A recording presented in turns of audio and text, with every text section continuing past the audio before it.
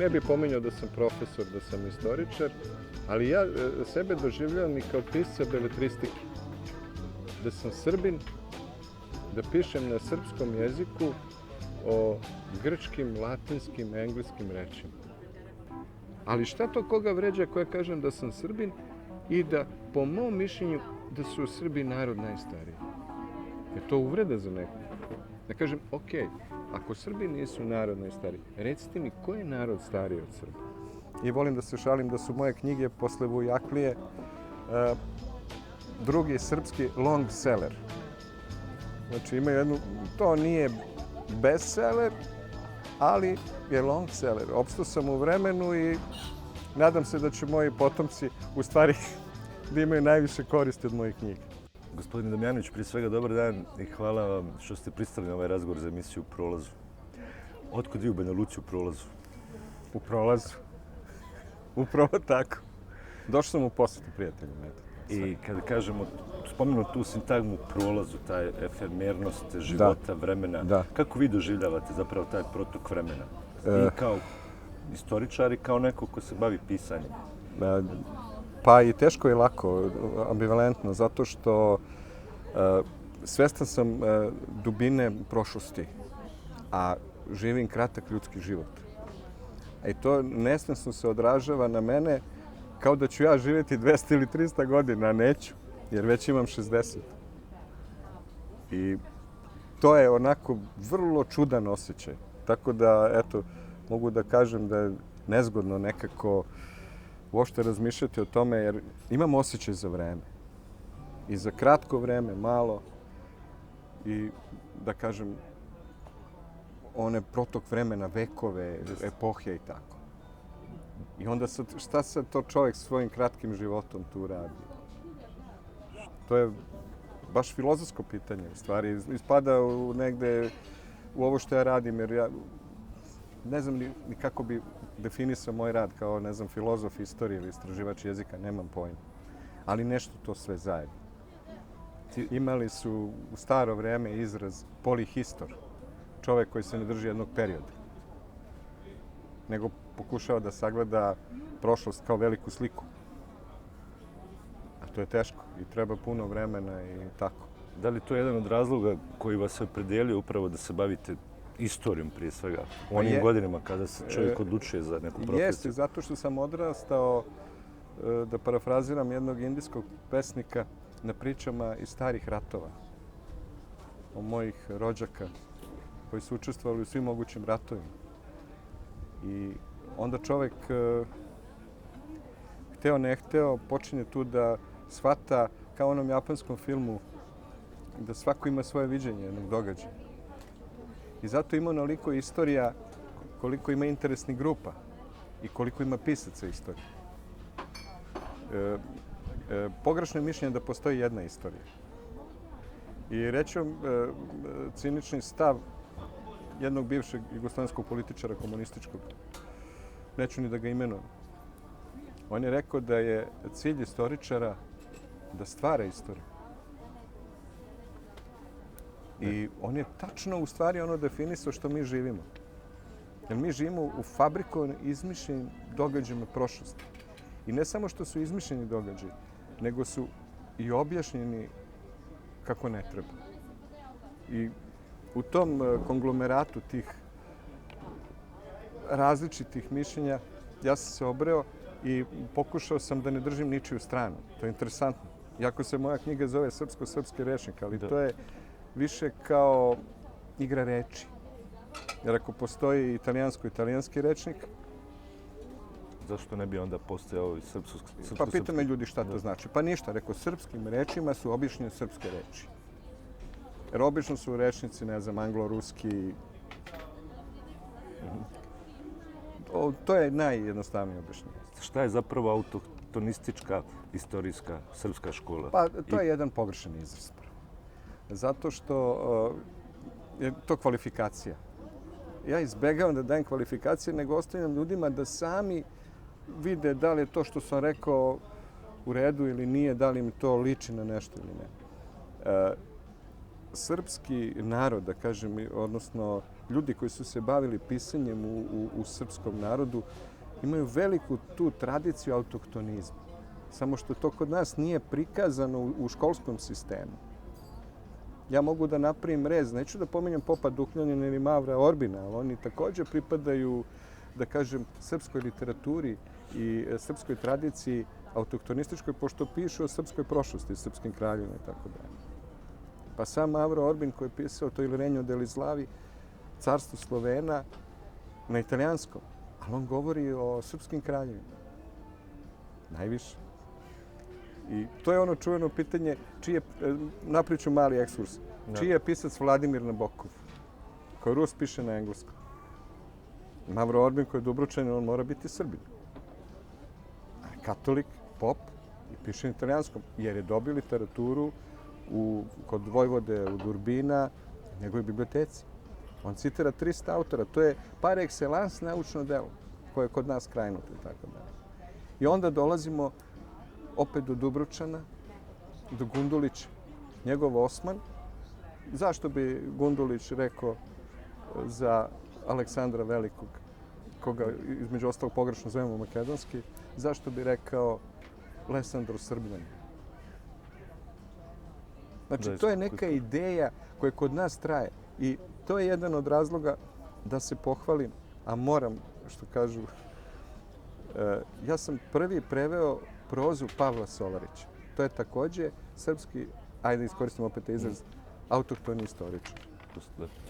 To je jedna fenomenalna, divna priča, potpuno skrajnuta u našoj kulturi. To je čovek koji je drugovao u Veneciji sa najbogatijim čovekom tadašnjeg sveta, znači engleske, lordom Frederickom Norton, koji je bio guverner Ceylona. Oni su jedno leto zajedno jedrili Mediteranom, jer je lord pokušavao da ga nagovori da postane njegov sekretar i da zajedno idu u Rusiju. Znači, to je fantastična jedna priča. I on, nemajući šta da pokloni lordu, koji sve, šta ćete pokloniti čoveku koji sve ima, on mu poklanja svoju knjižicu, koja se zove Rimljani slovenstvo-vavši, Rimljani koji su nekada bili Sloveni, gde daje 700 reči latinskih za koje tvrdi da su došle iz vetog srpskog jezika, iz starog srpskog jezika u latinski korpus. I to je bilo pre tačno 200 godina, knjižica je štampana u Budimu. Znači, nisam se ja probudio jedno jutro i rešio da budem autohtonista, nego sam pročitao sve to i video sam da tu ima nečega. Ima tu jednog našeg ponosa srpskog, da smo imali velike intelektualce. Velike intelektualce koji su stajali rame uz rame sa ljudima tadašnjeg sveta. Namerno neću da kažem Evrope. Znate.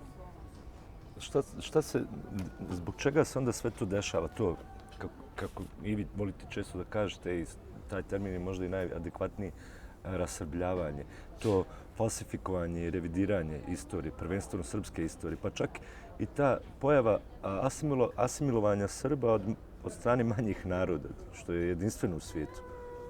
Da. Odakle sve to? Da li to sistematski se radi vijekovima i gdje stoji ti centri? Vekovima. Pa vekovima se radi. Pa glavni centar rasrbljavanja vidljivi je Vatikan. Ali ima i nevidljivih, kao što je Engleska. Englezi kao kolonijalna sila. Sve će da urade, jer oni nas vide kao male Ruse. Kao neku rusku tvrđavu na Mediteranu koja mora da se sruši. To ljudima koji ne shvataju geopolitiku u istorijskom smislu izgleda kao glupost. Ali nije. To se ciklično ponavlja. Daću vam jedan primjer engleskog načina razmišljanja. Poslije bitke na Kajmakčalanu 1916. godine u septembru, oktobru u Prvom svjetskom ratu, kad je srpska vojska konačno uspostavila granicu, suzbila bugarsko-nemačku ofanzivu i oslobodila Bitolj. Totalno naše trupe su bile uništene, nismo imali nikakvu rezervu. Izginulo je 40.000 srpskih vojnika. Tu. General Sarajev, francuski, je predložio da jedan engleski bataljon dođe pod srpsku komandu da bude u rezervi. Englez se skandalizuje, general. To je za njega bila uvreda da Englez dođe pod srpsku komandu. U isto vreme, slučajno, jedan puk ruskih vojnika je došao u Solun i bez ikakvih problema se stavio pod srpsku komandu da bude rezerv. Znači, to je taj način razmišljanja. Mi imamo onu večitu priču šta su to uradili Rusi za nas, šta smo mi uradili za Rusi i tako dalje. Ja sam u mojoj drugoj svesci, a to ne govorim da bi reklamirao knjigu, lepo napisao onom predgovoru u ruskom izdanju, dao sam jedan kratak, skraćeni spisak onoga što su Rusi kao narod, pa mogu slobodno da kažem kao ideja, i što su Srbi kao ideju uradili za Rusa. Daću vam samo jedan najkraći mogući primjer. Za vreme tatarskog pritiska na Rusiju, koja je trajao 200 godina, bila je prekinuta kopnena i pomorska veza južne Rusije sa Svetom Gorom. U tom dugom periodu od 2 veka ruski manastiri na Svetoj Gori su zapali u bedu. Tih 200 godina, to je najsjajniji period srpske istorije.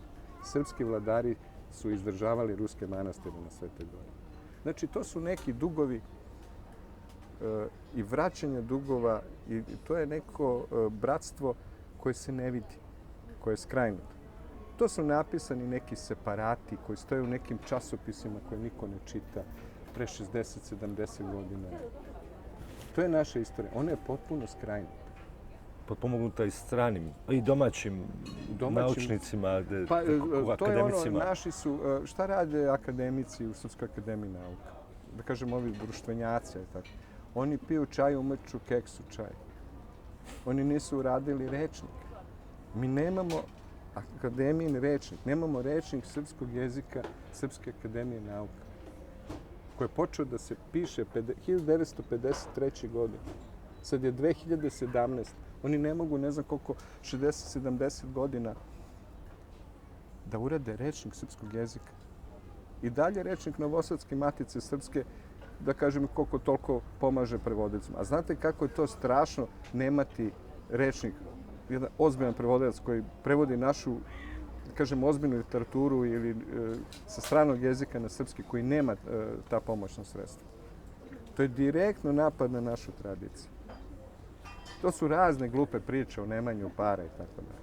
Da, uvijek pod to maskama. Je katastrofa. Tako da ova borba koju ja vodim otvoreno 20 godina, a praktično čitav život. Ja sam se 20 godina pripremao za ovih 20 godina.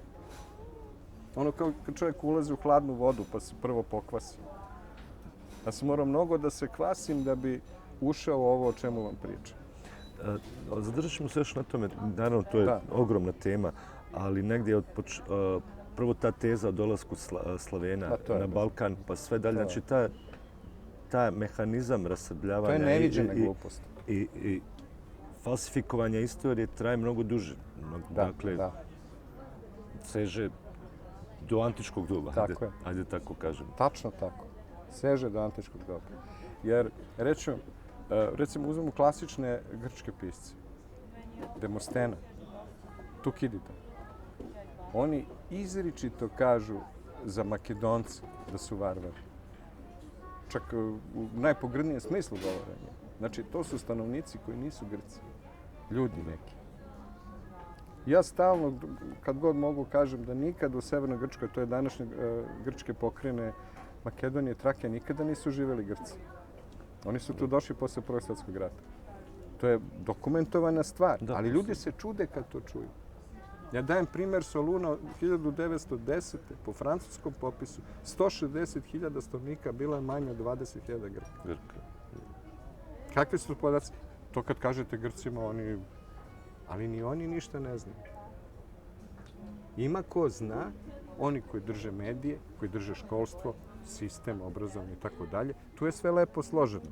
Kako njima odgovara, a kako nama uopšte ne odgovara. Tako da mi imamo puno, da kažem, isfabrikovanih istina. Ne da nisu istine, nego su neviđene laži. Neviđene laži. Tako da ja uvek pominjem, kad god mogu, taj povest drevne Rusije, to je spis da je sačuvano iz 14. veka prepis, verovatno je malo stariji, takozvana Nestorova hronika, gde se izričito kaže da su Rusi sa Dunaja došli u Rusiju. I tačno zna se odakle. To je tamo gdje se sastaju Srem, Banat, Bačka, Šumadija. Znači, to je jedan prostor Save, Dunava i Tise. Odatle su Rusi došli u Rusiju.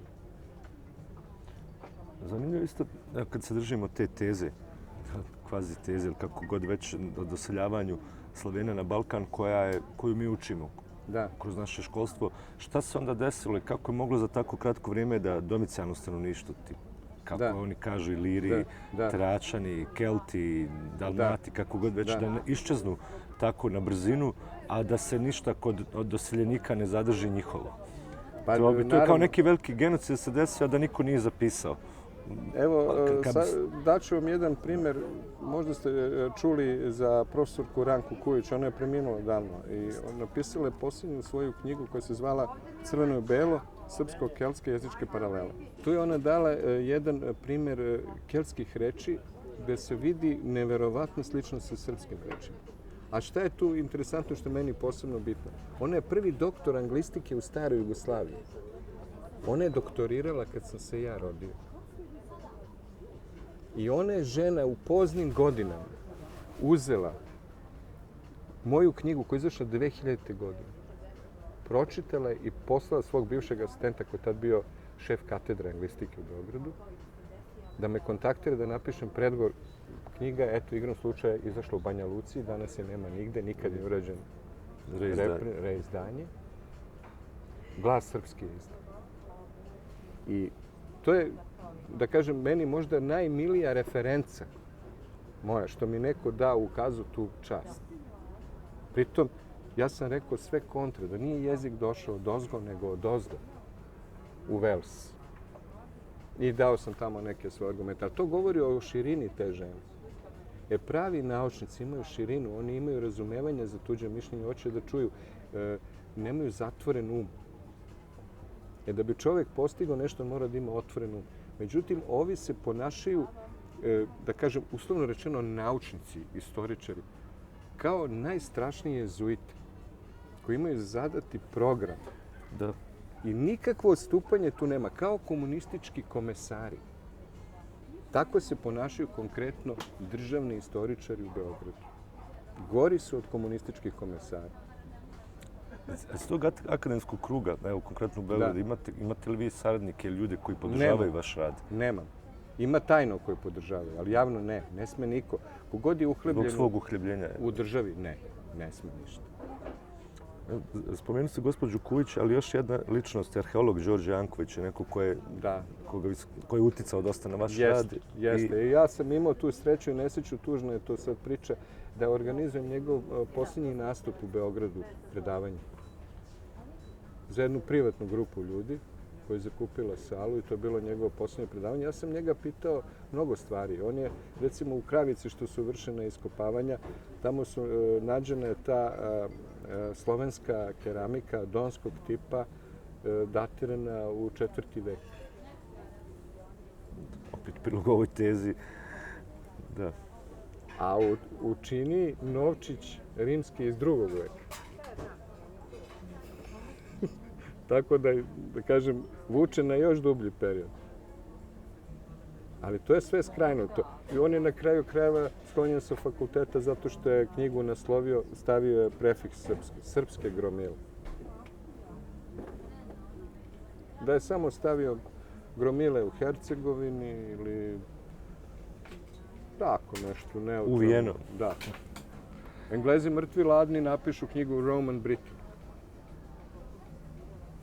Ko je napisao knjigu Rimska Srbija? A imamo Pavla Solarića koji je rekao pred 200 godina Rimljani koji su nekad bili Sloveni. Tako da kažem, ja sam stalno negdje između čekića i nakovnja jer trudim se da poštujem naučne metode i prvo ubedim sam sebe.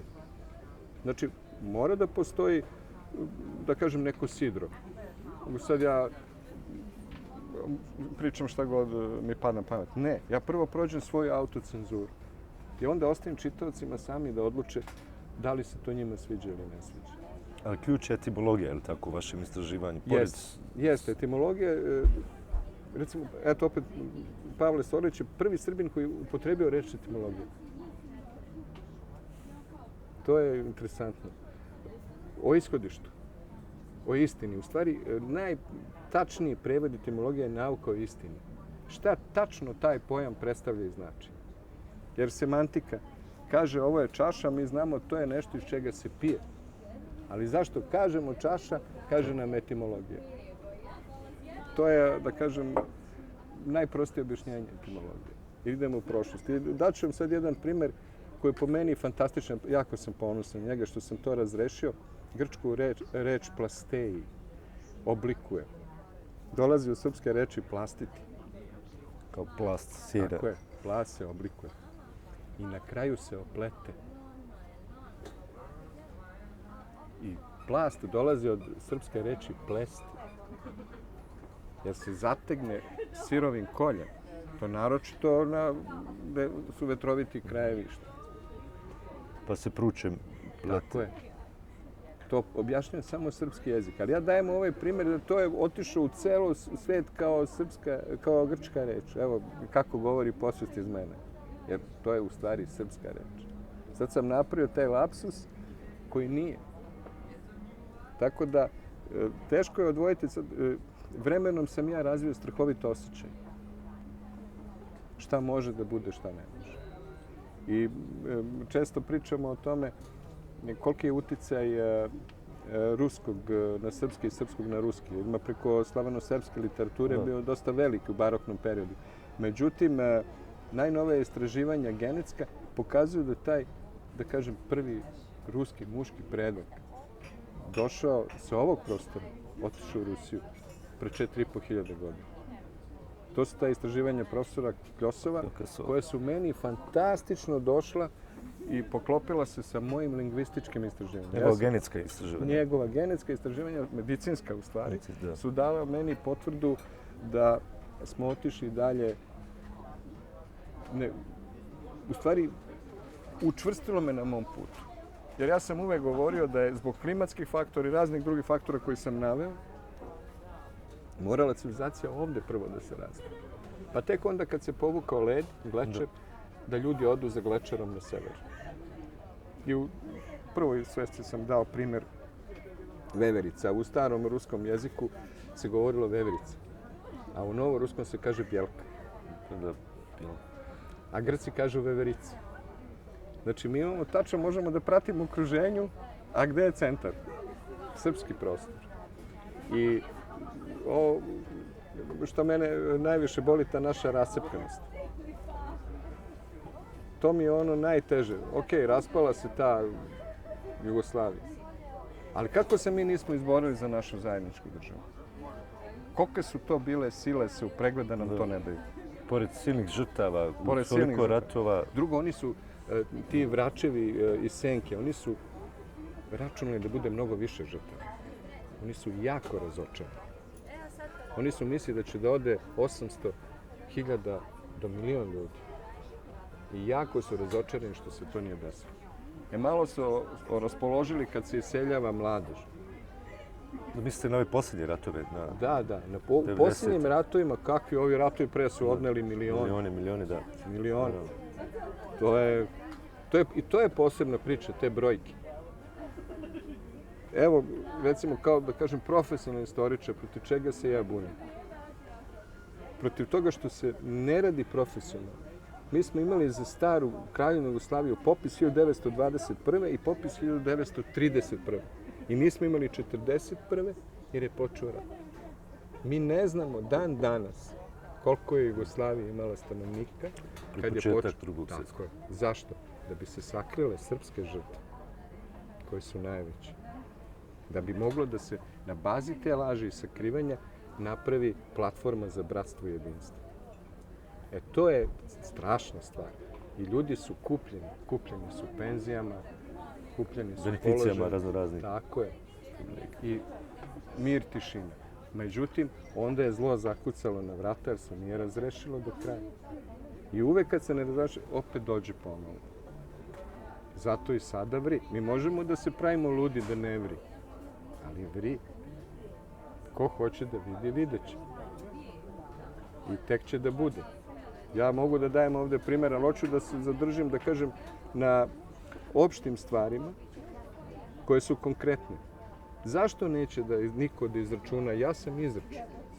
Koliko je bilo stanovnika 1941. Jer postoje prosvetni popis dece. Dece, da.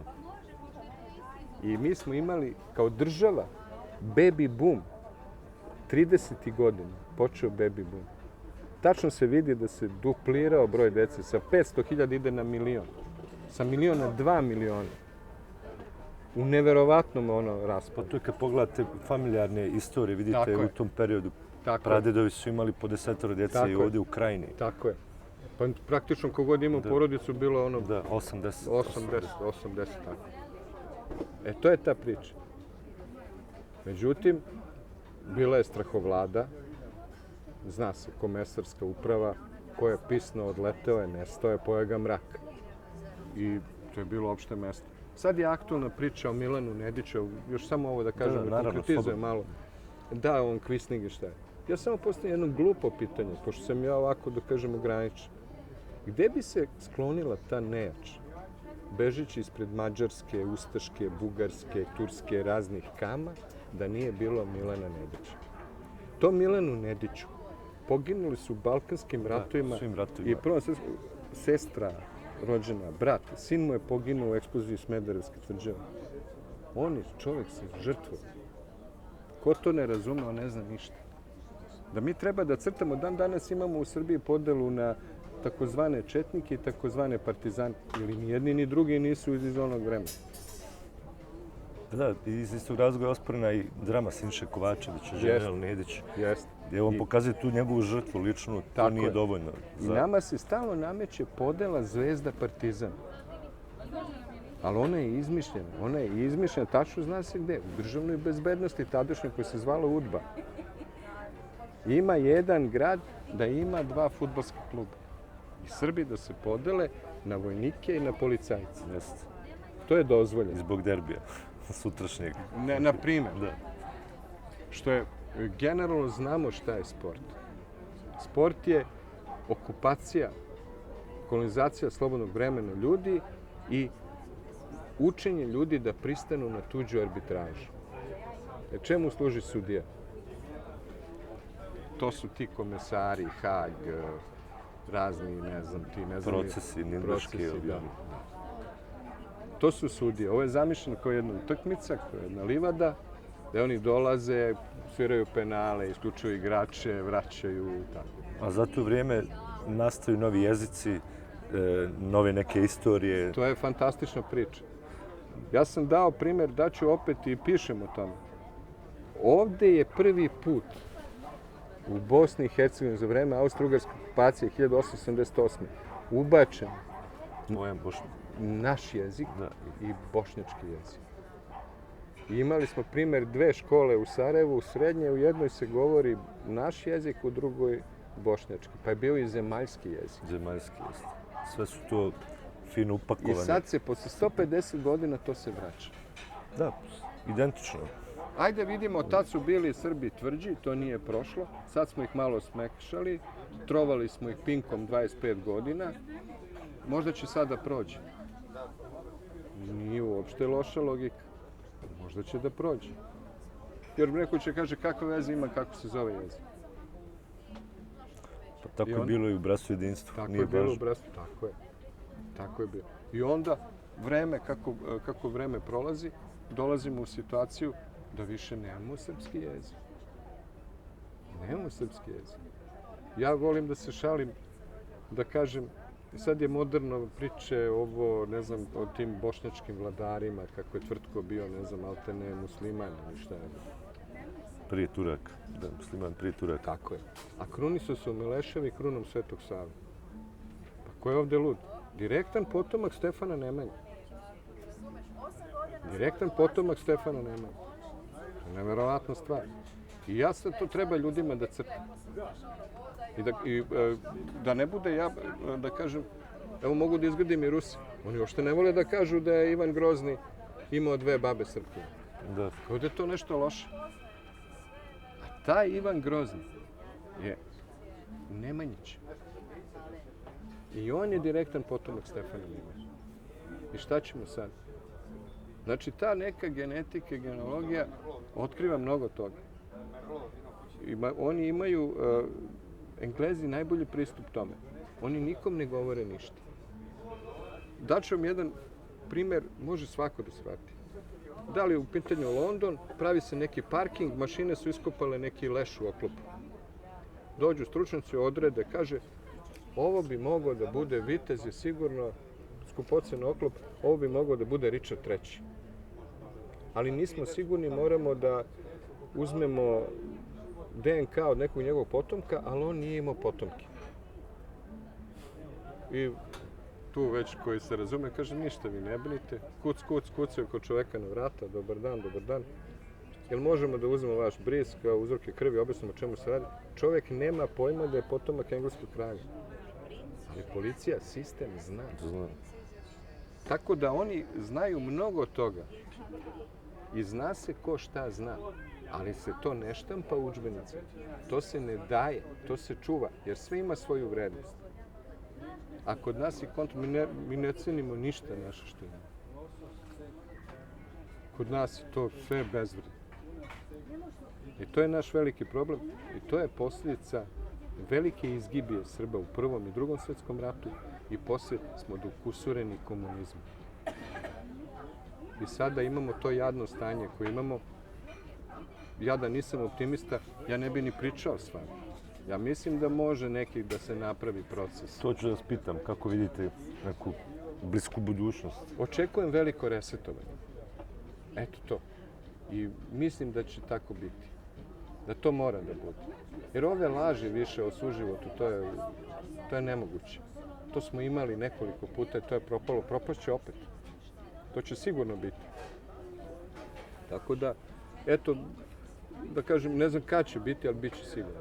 U šta vi zapravo vjerujete? Bilo da je riječ o religiji, o filozofiji, nekom životnom motu, sloganu, o nečemu. Malo čas ste rekli da ste optimista. Da li imate neki moto koji vas čini optimističnim? U šta vjerujete zapravo? Verujem da nije sve u ljudskim rukama. Život je jedna velika tajna. I neću sad da propagiram nikakvu veru ili nešto u tom smislu. Ali postoji jedna promisla. Kad smo došli do ovde, vjerojatno ćemo ići dalje. Jer bila su mnogo gora vremena nego što su ova sad. Ovo su sad podmukla, sve je nekako namešteno tako da izgleda da nije ništa. Podmuklo je napravljeno sve, da se topimo, da se urušavamo u sebe. Međutim, ako smo ovde došli, vidimo ovi mladi da koriste ove društvene mreže. Pa ja sam, eto, koristim taj Google, internet i tako dalje. Ono što je napravljeno kao oružje. I mi preuzimamo polako. Ljudi sve manje gledaju televiziju. To je isto interesantno. Nisam ja jedini... Da. Televizija gubi primat, definitivno. Gubi primat. Na kraju krajeva, to se najbolje vidi po emisijama koje se stave na YouTube. Tačno. I to je tačan onda pokazatelj šta se gleda, šta se ne gleda, ko što. I plus povratne informacije. Povratne informacije, tako. Tako da mislim da imamo velike šanse kao narod. Ali mora da postoji, da kažem, i neka pomoć sa strane. Mora da se nešto desi. Jer ovako sami slamka, ta vihorovi, to ne ide. To smo probali. Možda da nije bilo Prvog i Drugog svjetskog rata da bi druga bila priča. Međutim, mi smo ostali bez ljudi, mi smo 10. To niko i dan danas ne pomni. Smo ostali, Srbija je ostala bez 70% muškaraca u Prvom svjetskom ratu. Ko to danas govori? Niko. Bez 1/3 stanovništva. To niko ne pominje. Kako to da smo tim javnim narativima izgubili sve to i kroz period komunizma i priču? Bilo je zabranjeno. Jednostavno, prosto je... Ali dan danas kao da postoji autocenzura. Postoji strah i autocenzura. Postoji kod mene više autocenzure da ne bi nekog uvredio. Ali šta to koga vređa koja kažem da sam Srbin i da, po mom mišljenju, da su Srbi narod najstariji? Je to uvreda za nekog? Da kažem, okej, ako Srbi nisu narod najstariji, recite mi ko je narod stariji od Srba? pa da nastavimo. Pomenut ću Netanjahua sad, evo s ovim možemo da završimo. On je govorio i rekao je da je, citiram, na srpskom prevodim, da je prijateljstvo naša dva naroda staro hiljadama godina unazad, seže do vremena Rimske republike. Vreme Rimske republike, molim lepo, kad je počeo 6. vek pre naše ere, pre Hrista. Mnogo prije od ove bečko-berlinske škole koja Niko to kaže... od naših historičara, mainstreamera nije prokomentarisao. Već godinu i po dana je prošlo to. Mi se držimo opet ove škole Tako bečko-berlinske. je. Hoćete da mi kažete da visoki predstavnik Izraela ne zna što priča? Da nije izbriefingovan dobro? Pa nije on to rekao da bi ugodio nam, nego zato što je to tako. Ja sad neću sad da iznosim, da kažem, ima tu veliku, evo recimo baš u ovoj knjizi Ranke Kulić. Prikazana je prizrenska ploča na koricama s unutrašnje strane, nadgrobna ploča na više jezika. I jedan od tih jezika je srpski, ima jedna srpska reč, piše praotcem. Pominje se taj praotac. Niko ništa. Pričao sam i s Đorđem Jankovićem od toga, on kaže ne može da dođe do ploča. I naravno posle je preminuo. Ona je ostala tamo negde, da li je uopšte, da li postoji, to je pitanje. Znači imamo dokumente, ploča je datovana u 2. vek naše ere. Da.